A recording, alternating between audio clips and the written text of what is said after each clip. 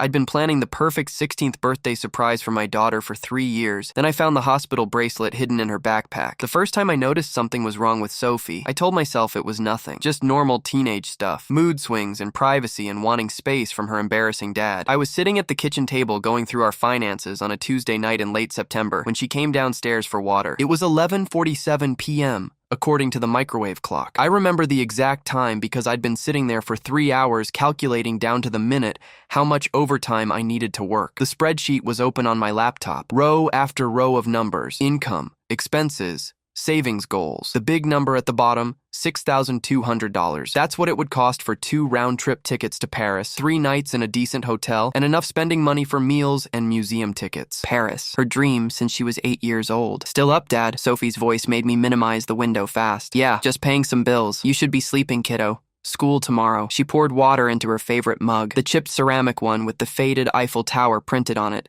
that we'd bought at a yard sale 6 years ago for 50 cents. She'd been obsessed with Paris ever since her 3rd grade teacher did a unit on France. What bills? She sat down across from me at our small kitchen table. I almost told her right then. Almost ruined 3 years of planning and saving. But this was supposed to be the surprise of her life. Her 16th birthday, 6 months away. Just the usual boring stuff: electric, water, car insurance. She looked at me with eyes that were exactly like her mother's. Same green color, same shape. Sometimes when she looked at me a certain way, it was like Sarah was sitting there instead. Sarah had been gone for 9 years. Car accident on Route 42. Drunk driver ran a red light going 70 miles an hour. One phone call from a state trooper, and my whole world fell apart. Sophie had been 6 years old, barely understood what death meant. For 9 years, it had been just the two of us. Me working at Morrison Manufacturing, making industrial parts for $18.50 an hour. Sophie going to school, growing up, becoming this incredible person despite having only one parent who barely knew what he was doing. You work too much, she said quietly, wrapping both hands around the Eiffel Tower mug. I work exactly the right amount to take care of my girl, but you're always tired. When was the last time you took a day off? I took Labor Day off. That was a month ago. And you spent it fixing the leak under the sink. That needed fixing. She smiled, but it didn't reach her eyes the way it used to. I worry about you sometimes. That's my job, to worry about you, not the other way around. Well, I'm almost 16. I can worry about my dad if I want to. Almost 16. God, where had the time gone? Seemed like yesterday she was 6 years old asking me why mommy couldn't come home from the hospital. I love you, Dad, she said, standing up with her water. Love you too, Soph. Now seriously, go to sleep. I can't have you falling asleep in class again. Mrs. Henderson already called me about that. That was one time, and I stayed up late studying for a test. Still, sleep now. She went back upstairs. I heard her bedroom door close. I opened my spreadsheet again, stared at the numbers. 4,347 saved so far. I needed $6,200. That meant I needed $1,850 more in the next 6 months. I could pick up 2 extra weekend shifts per month at Morrison. That was 16 extra shifts. At time and a half, about $220 per shift. That would get me $3,520, more than enough. Of course, that meant working 6 days a week for 6 months straight, barely seeing Sophie, coming home exhausted every night, but it would be worth it. The look on her face when I told her we were going to Paris, actually going, not just dreaming about it from our tiny kitchen in this rental house in this nothing town. I'd give her the trip her mother would have wanted her to have. That was 3 months ago. Looking back now with the clarity that only comes from devastating hindsight,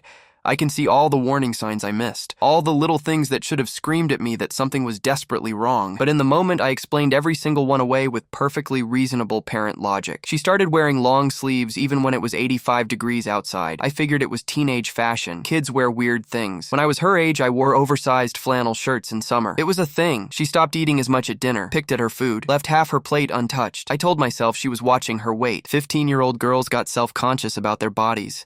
It was normal. I didn't push it. She spent way more time in her room with the door closed. Didn't come downstairs to watch TV with me anymore. Didn't sit at the kitchen table doing homework where I could see her. Just stayed upstairs for hours. Privacy, I figured. Teenagers need their space. I remembered being that age, wanting my parents to leave me alone. Our Friday movie nights stopped. We'd been doing them since she was 7 years old. Every Friday, my choice one week, her choice the next. We'd make popcorn, curl up on the couch, watch together. It was our thing, but she kept saying she was too tired, or had too much homework, or wasn't feeling well. After the 4th Friday in a row of excuses, I stopped asking. She's growing up, I told myself, pulling away like teenagers do. This is normal. Her best friend Kayla stopped coming over. They'd been inseparable since 4th grade. Sleepovers every weekend, constant giggling, the kind of friendship that makes you believe your kid is going to be okay in this world because they have someone. When I asked Sophie about it, She just shrugged. We're not really hanging out right now. You two have a fight? No, we just grew apart, I guess. Grew apart at 15, after 6 years of being joined at the hip. I didn't question it. Teenage friendships are complicated. They have drama. They fight and make up and fight again. She started taking naps after school. I'd come home from my shift at 5:30 p.m. and find her asleep in her room, still in her school clothes. When I woke her up for dinner, she'd be groggy, disoriented, like she'd been drugged. Growth spurt,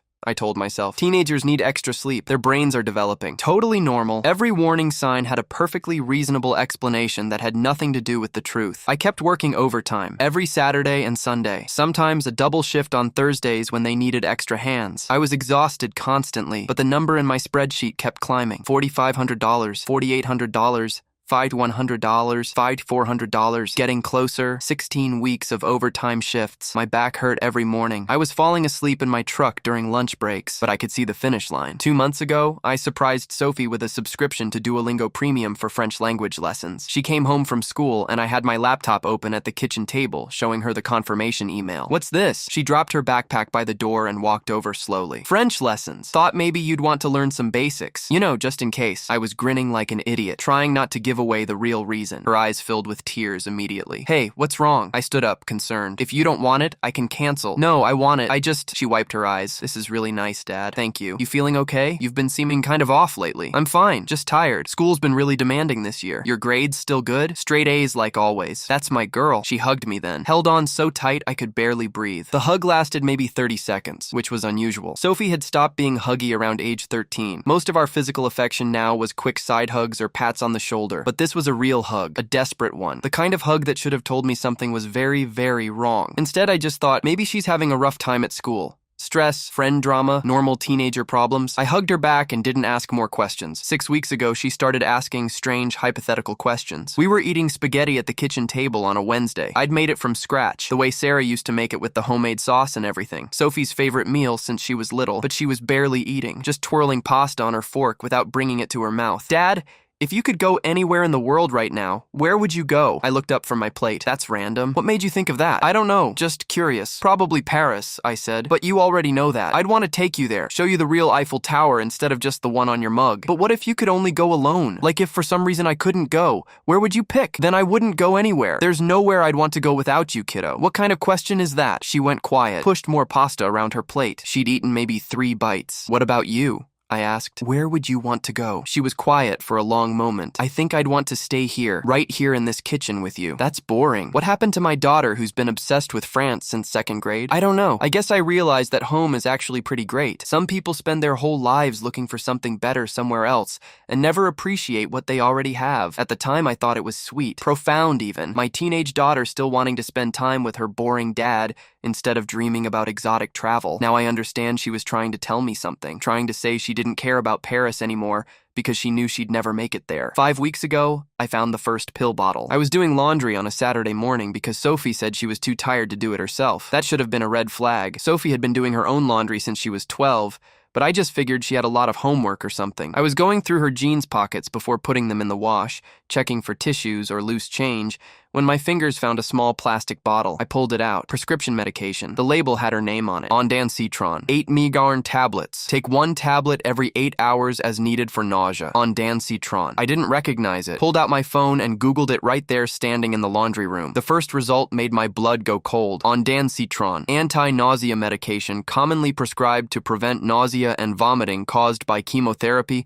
radiation therapy, or surgery. Chemotherapy. My hands started shaking so badly, I almost dropped the bottle. There had to be another explanation. People took anti-nausea medication for lots of reasons. Migraines, motion sickness, stomach viruses that wouldn't quit. It didn't mean cancer. It didn't mean chemotherapy. I held that orange pill bottle in my hands and tried to convince myself this was nothing. But my heart was pounding and my vision was blurring, and I couldn't breathe right. Sophie came home from the library at around 2 p.m. I was sitting on her bed holding the pill bottle when she walked into her room. The color drained from her face instantly. Dad, I can explain. Why do you have medication prescribed for chemotherapy patients? My voice came out shaky. It's not for chemo. I've just been getting really bad nausea lately. Like really bad. The school nurse thought it might be stress related and helped me set up an appointment with a doctor who prescribed it. What doctor? When? I didn't take you to any appointment. I went by myself, took the bus. I'm almost 16, I can do that. I didn't want to worry you or make you miss work for something stupid. This is serious medication, Sophie. These are powerful drugs. Why didn't you tell me you were getting nausea bad enough to need prescription medication? Because you already work yourself to death, and I didn't want to add more stress. It's really not a big deal. The medicine helps. I'm handling it. I wanted to believe her. God, I wanted to believe her so desperately. But something felt wrong. The way she couldn't quite meet my eyes. The way her hands were shaking. The way she was breathing too fast. I want you to tell me the truth right now. Are you sick? I get nauseous sometimes.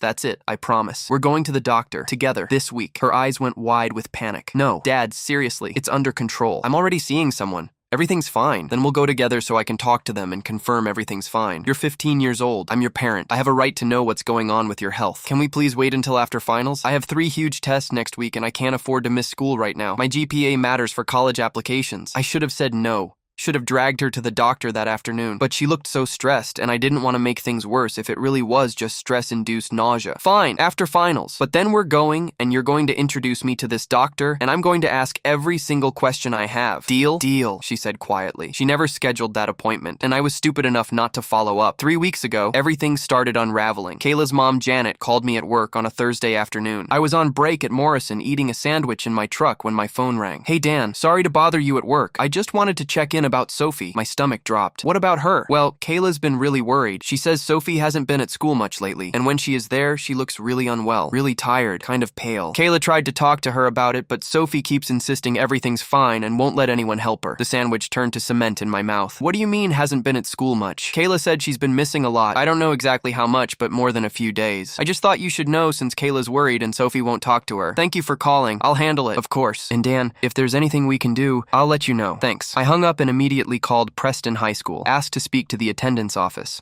A woman named Mrs. Humphrey answered. Preston High Attendance Office, this is Gloria. Hi, this is Dan Dawson, Sophie Dawson's father. I need to check on her attendance record. One moment, let me pull that up. I heard typing, then a pause. Mr. Dawson? Are you aware that Sophie has missed quite a bit of school this semester? How much is quite a bit? More typing. 17 absences in the past 2.5 months. 17 days. 17 days my daughter had left the house at 7:30 a.m. with her backpack, told me she was going to school, and then gone somewhere else. That can't be right. She leaves for school every morning. I'm showing 17 full-day absences, sir. I should also mention we've sent several automated absence notifications to the email address we have on file. The email I never checked. The old Hotmail account I'd set up years ago and basically forgot about because everything important came to my work email or my phone. Has she brought in any excuse notes from a doctor? No, sir. All 17 are unexcused absences. I actually have a note here that she was supposed to meet with the counselor about this, but missed that appointment as well. My hands were gripping the steering wheel so hard my knuckles were white. Thank you for the information. I left work early, told my supervisor I had a family emergency, drove home going 20 over the speed limit the whole way. Sophie's school let out at 3:15. I was parked in our driveway at 3:45 when the bus dropped her off at the corner. She walked up the driveway and saw my truck. Her face went pale. You're home early, she said carefully. Inside, now. We went into the kitchen. I pointed at a chair. Sit, she sat. Where have you been going? Silence. Sophie, I'm not playing games. The school says you've missed 17 days this semester. 17 days you've left this house pretending to go to school. Where have you been? Different places. Different places? That's your answer? I just needed some space sometimes. Time alone to think. You've been skipping school to think? Do you have any idea how serious this is? You're going to fail your classes. You could get held back. What the hell is going on with you? She started crying. Full body shaking, can't catch her breath, crying. I'm sorry. I'm so sorry, Dad. Sorry doesn't tell me where you've been or why you've been lying to me for months. I can't talk about it. You can.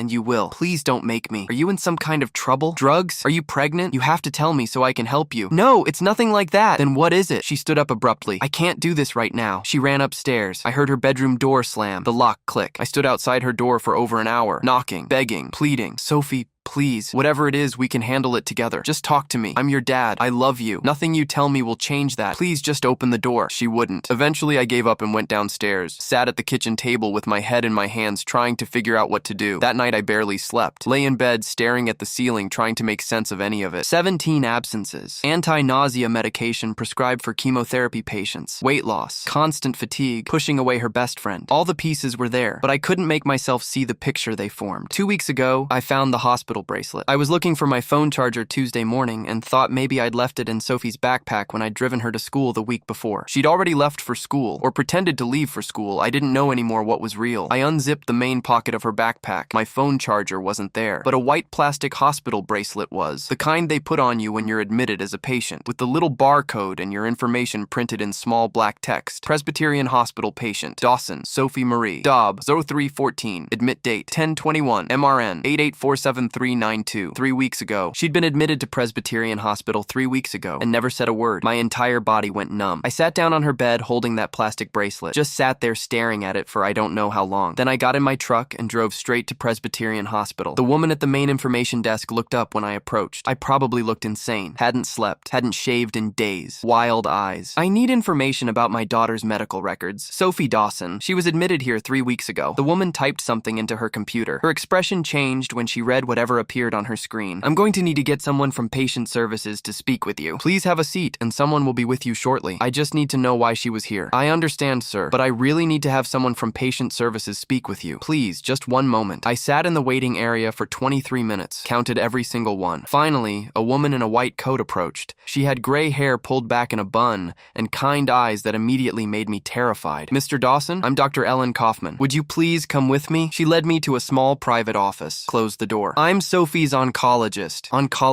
Cancer doctor. The room tilted. I've actually been hoping you'd come in, Dr. Kaufman continued. We've been trying to reach you for months, but Sophie made us promise not to contact you directly. She said she wanted to tell you herself when she was ready. Tell me what? My voice sounded far away. Your daughter has acute lymphoblastic leukemia. She was diagnosed 4 months ago. 4 months. My 15-year-old daughter had been living with cancer for 4 months and I didn't know. That's not possible. She would have told me. I'm her father. We tell each other everything. Dr. Kaufman's expression was so gentle it made me want to scream. Sophie has been very clear that she doesn't want you to know. She's been coming to all her appointments alone, taking the bus here twice a week for chemotherapy. She made us promise multiple times not to contact you. She's 15. She's a child. How could you not tell me? Legally, teenagers do have some rights regarding medical privacy, especially when they demonstrate capacity to make informed decisions. Sophie has been very involved in her care. She understands her diagnosis. She's been compliant with treatment. She specifically requested we honor her wishes not to contact you. Why wouldn't she tell me? She said you'd already been through enough when you lost her mother, that you work very hard to provide for her and she didn't want to burden you, that she wanted to handle this herself for as long as possible. I couldn't breathe. The office was too small.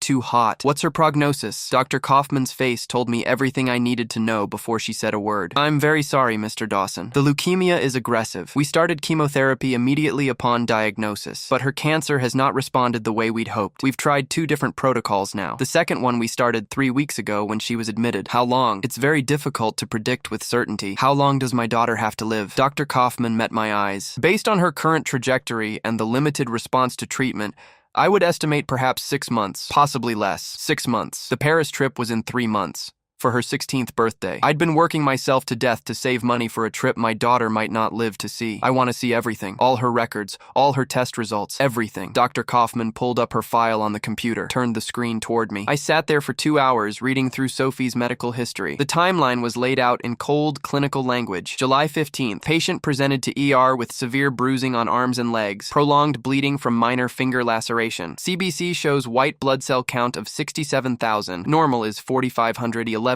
Blast cells present. Referred immediately to oncology. July 17th. Bone marrow biopsy confirms acute lymphoblastic leukemia. July 22nd. First chemotherapy session. Patient tolerated treatment moderately well. Prescribed ondansetron for nausea. Week after week after week of chemotherapy appointments. Always alone. Always taking the bus. A 15-year-old child dealing with cancer by herself. The side effects were all documented. Severe nausea requiring multiple medications. Extreme fatigue. Mouth sores. Hair thinning. Bruising. Weakness. Loss of appetite. Every single symptom I'd noticed and explained away was right there in black and white. The long sleeves were hiding bruises and IV marks from chemotherapy. The loss of appetite was because she felt sick all the time. The time in her room was because she was too exhausted to function. The stopped movie nights were because sitting upright for 2 hours was too much. Kayla stopped coming over because Sophie pushed her away, not wanting her to know. The naps were because chemotherapy destroys your body. All of it. Every warning sign. All there. And I'd missed it because I was working overtime to save for a birthday birthday trip. I'd been so focused on giving her a dream vacation that I'd failed to notice she was dying. I need to speak with her, I told Dr. Kaufman. Of course, I should warn you that she's extremely protective of you. She's been quite firm about not wanting you to worry. I drove home in a state of shock, pulled into our driveway at 4:15 p.m. Sophie's backpack was by the door. She was home. She was sitting on the couch when I walked in, looked up at me and knew immediately. You went to the hospital, she said quietly, not a question. 4 months, my voice broke. You've been dealing with cancer alone for 4 months. I'm sorry. The words came out choked. She started crying. I sat down next to her on the couch. Why, Sophie? Why wouldn't you tell me? Because you've already lost so much. Mom, all those years struggling alone trying to raise me, working yourself to exhaustion to give me a good life. I couldn't make you watch me die too. You're not dying. Dad, no, we're going to beat this. We'll get second opinions, try different treatments, find clinical trials. I am trying different treatments. We're on the second protocol. It's not working. Then we'll find a third one and a fourth. We'll keep trying until something works. She moved closer and put her head on my shoulder. I could feel how much thinner she'd gotten, how fragile she was. I don't want you to spend what time we have left fighting something that can't be won. I want to spend it with you, really with you, not you working overtime while I hide in my room. I was saving for your birthday, for Paris. She lifted her head and looked at me with those green eyes that were so much like Sarah's. I know, Dad. I've known for a while. I found the spreadsheet on your computer about a year ago when I was looking for a document you said I could use for a school project. You knew? I figured it out, and it made me so happy, Dad. Like, genuinely happy. But I don't need Paris. I never needed Paris. I just need you. We sat on that couch crying together until it got dark outside. That was 2 weeks ago. The next day, I called my supervisor at Morrison and told him I needed to take a leave of absence. He'd heard about Sophie somehow, small town, news travels, and he didn't ask questions, just said take all the time I needed. I went to the bank and withdrew 5,847, every penny I'd saved for Paris. Last week, I sat Sophie down and told her we were going on a road trip for her 16th birthday. No destination. No plan. We just drive and stop wherever you want to stop. Whatever you want to do, we do it. Ice cream for breakfast, late-night diners, terrible motels, buying ridiculous souvenirs we don't need, making memories. She smiled, really smiled, for the first time in months. That sounds perfect, Dad. I know about that mini Eiffel Tower replica in Tennessee. The one that's like 60 feet tall. Want to go see it? Are you serious? Dead serious. It's not the real thing, but it's better because I get to see it with you. Her birthday is tomorrow. She turns 16. I've packed both our bags. They're sitting in the hallway. 2 weeks worth of clothes and toiletries. Tomorrow morning we leave. Just Sophie and me and the open road and whatever time we have left. Dr. Kaufman says maybe 6 months, maybe less. I'm writing this at 2:47 a.m. sitting at the kitchen table. Can't sleep. Sophie is upstairs in her room, hopefully resting. The Eiffel Tower mug is in the dish rack, washed and ready for the morning. Tomorrow, we start our trip. I saved for 3 years to take my daughter to Paris. Instead, I'll take her to Tennessee to see a 60-foot replica, and it'll be perfect because we'll be together. And that's all that matters now. The clock is running out, but we still have today.